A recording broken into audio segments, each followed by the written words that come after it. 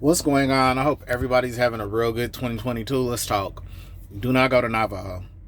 If you're thinking about Navajo Express out of Denver, you're making a real tragic mistake. They don't care about the drivers. They will throw you up underneath the bus, especially they act funny towards people of color. I'm being real. And let's get straight to it. The trucks, they don't clean them. They have bed bugs. Like many other companies, they just get some sanitary wet wipes that they got from Walmart, clean them, boom, boom, boom. Oh, the truck's ready. Looks clean to me.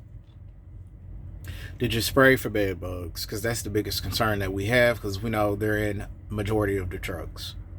And you cannot tear the vents open to see if they're in the vents, because they hide any and everywhere. Okay, and we know most of them don't want to accommodate you and pretty much pay anything that you lost. Clothes, mattresses, that type of thing, not gonna reimburse you. So with that said, I'm gonna keep it all the way 100. Don't fuck with them, because my thing is, why didn't you clean the fucking truck before you issued it out to the next driver? Let's be real, that's not professional. It's not 100. All right, that's not how you do business. Another thing I'm gonna get about what they have: cameras that face you and they watch you. You're not allowed to change the radio station without them holding your hand and cracking over your hand with a ruler and shit. And bad boy, bad girl, how dare you? You just hold that steering wheel and ride in silence.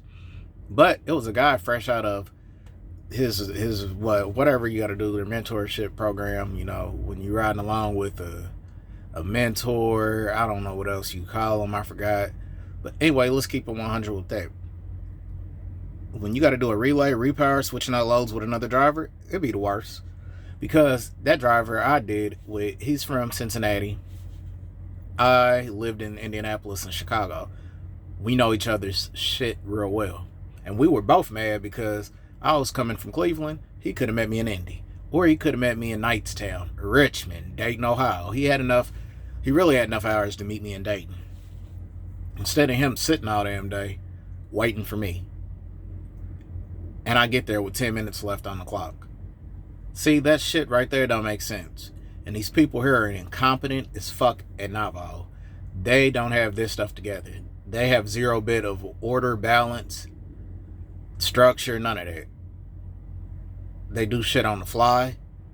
They don't make sense with anything they do. They'll give you a load with a bunch of pre-plans on it. Stops, right? But guess what? You can't see it. All you can see is the destination. And you've been waiting, so you took off. You don't got time. Your clock is dwindling, right? Cool. So you took off. You 2-3 hours down the road. After you can already park for the night, now you realize the rest of the message has been flooded, because they don't send just one. They send about 40 damn messages. Half of them are like spam and shit. And now you realize that you got to stop, that you damn near passed or you already passed. Good luck on rescheduling, because they're not going to do it. They don't care. They punish drivers.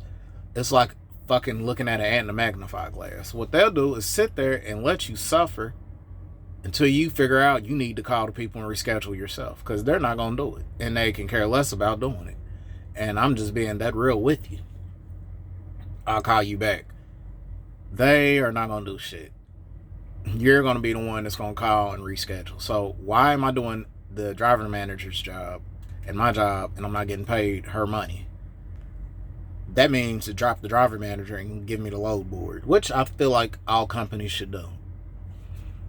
That way you can pre-plan the load yourself, and you know everything that what's going on. You know the stops, all that. Driver managers are very, very dysfunctional. They have zero ability to communicate with the drivers. Communication is shot. People skills piss poor. And drivers will just park a truck, had enough, fuck it, truck abandonment, it is, I'm leaving. Because you get tired of sitting 2 or 3 damn days. This is another thing I hate about them. Home time. They don't honor that, like most companies. This company is a gorilla pimp. They're hard on their hoes. All they want to do is beat you up and continue to walk that damn track, run these streets, bend these corners, and work them and get them their money. Care if you walking with a sore limp, your heels, bitch, I don't give a fuck. Get back out there, get my money. You ain't met quota yet. Bitch, you got about an hour left on that clock. You better drive that. I need all that out of you. Give me all the money. Or else it's going to be hell to pay, bitch. That's how they really come at you. So it's just about which pimp you like the best, because they're all going to really shit on you.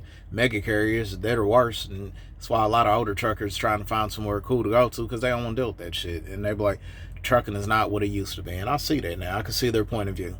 I don't want to deal with this shit. I'm out. I'm out the door. And if you gay like me, LGBTQ, or if you're trans, any of that, baby, I feel so sorry for you, because we're all the way at the bottom. They can care less about us. And I'm a damn good driver. I got from Salt Lake about 3 days ago in a snowstorm all the way to Seattle in one damn day. I got to Lake Moses, Washington from Salt Lake, passing everybody up that's scared to go up and down the mountains and on ice and snow. Yeah, I grew up in the Great Lakes region. That's why I drive the way I drive. Because if you lived in Chicago, Detroit, Indianapolis, Ohio, Minnesota, Milwaukee, all that, you can care less. You know how to drive in this. It's nothing. This is cake. Or Buffalo, New York. Don't let me leave out upstate New York, because they're on the Great Lakes, as well as PA. But anyway, look, back to what I'm saying. We drive very fast in the shit. If I see tracks, I'm going. Guess what? The driver don't get appreciated for getting the load there on time, because I done got plenty of the damn destinations way ahead of time. And you got to sit. So it's pointless. That's what you get for doing reefer. Because they don't have many dropping hooks. Their dropping hooks are mainly based around Colorado, Kansas, Nebraska, Missouri, Iowa, things like that. That's where their dropping hooks are usually at.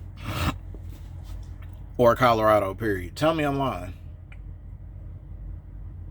So this has made me think about my next decision, because I'm homeless, living off the truck, because I decided I'm going to go male to female, transition, do what makes me happy, right? So, long story short, with me, my situation, living off the truck, what I'm getting at is you lose a lot of shit. You can't take everything with you. And this is why I think I'd rather go ahead and do something local, which I got something lined up in New York. I'd rather go where all the gay people are at. You feel me? My people, my squad, my hitters, my riders, my Rainbow Wrecking Crew people. I'm going to New York. Fuck it. Probably only going to have about 3,000 close to it. That's going to be good enough for me, because, hey, it's either now or never. Sink or swim. Take a leap of faith, right? Trust in yourself. And I'm doing that. Trust the process. God already told me, man, sacrifice. I keep getting this God telling me, jump. Do it. Fuck all that shit. You get it back. Take what you need, your essentials. You're going to make it. Don't be scared. Go. You've done shit like this in the past. You could do it again. And these companies, they're not worth it, because I was about to say, communicating with Navajo, it's like pulling teeth, if you heard that before. If you pissed off your mom in the 90s or early 2000s and she got tired of you, and it's just you just driving her to her last nerve, and she's trying to find anybody she can to watch you and get a break from you, that's how you feel towards Navajo. One of these unruly ass bad kids you just can't, or step kid, and you either stepmom or stepdad, and you can't stand this kid, and you just can't wait for their father or mother to come pick them up. And that's Navajo. And maintenance breakdown, they're broke down and need maintenance. All they can do is change oil and wash the windows and put some new tires on and put some air in the damn tire. And they can, the complete bare minimum is what they good for. Their amenities, their showers, good luck with that. I've taken a better, warmer shower in the county jail in Indianapolis and in Detroit. Now, I have no felonies, by the way. But anyway, I had to throw that out there. I mean, for real. It's like, shit, I shouldn't have to be feeling more free being in jail than at work. When I feel like that, I have to quit. When I feel like I have more freedom and I relax and I'm less stressed being locked up than at work, that's a problem. That's how it feels at Navajo. Like you're on house arrest and you got to get back to your little truck because the thing could beep if you go too far from your motherfucking master's motherfucking working device, or a halfway house.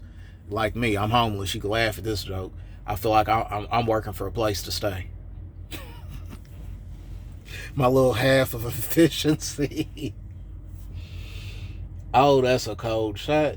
It's the truth, and I'm out. I go to the shelter if I do this shit. You might as well if you got to deal with bed bugs. I seen them. I said, hey, I'm getting off this bitch. He said, well, and the lady kept trying to schedule me another load. She had a load going to Houston. Bitch, I'm not going to Houston with that. They might hatch. And if you see eggs, you're fucked. They're coming. Sweetie, when the eggs, you see the little rice eggs in the mattress, the lining, or I'm giving you 3 days. 3 days they're already hatched. And they're gonna bite. And I set glue traps. The best thing you can do is buy the glue traps at Walmart. Throw them in the trucks before orientation. But I need to know the truck I'm assigned to, else I'm out.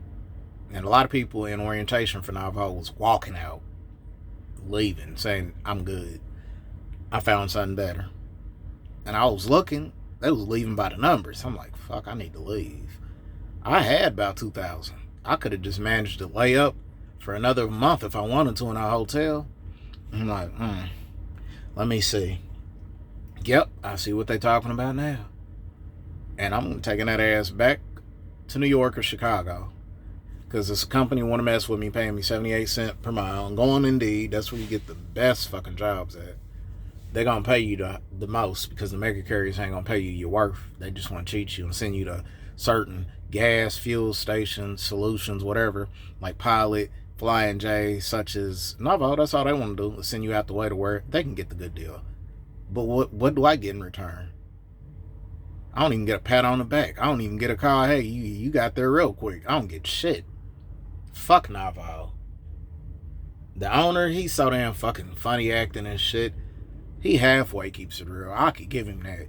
When he's faced to tell the truth, he eventually will. Most of these people don't even do that. I will give you that if you watch this video. You ain't that bad.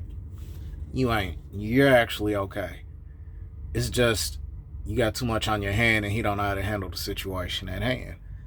And these people have zero people skills or communications, all that. So you leave the driver in turmoil, animosity. You leave him on high alert, or her. And now this person is pretty much getting ready to blow a gasket. You're restless. And you know how it is. Some nights you can't sleep. And you got popped them pills, sedatives and shit. So you get relaxed and your nerves and shit starts jumping. Your stomach starts getting beat up and knotted up. Then you really can't drive and you sick. Is it worth it? Sweetie, I'm out and I'm gone. It's 13 minutes. 13 minutes too long. But yeah, that's my little thing about that. And by the way, I did try to get home to the Bronx. Bitch didn't want me to go home. Messed my load up. I sat them 3 days through Christmas. Tried to go home after that. This bitch said, why you need to go home? You sat 3 days. That'll let you know how they feel about you. Especially your black ass. We don't care about you. You sat in that little fucking truck.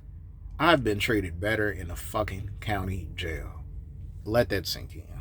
Like Jerry says, till next time, take care of yourself and each other.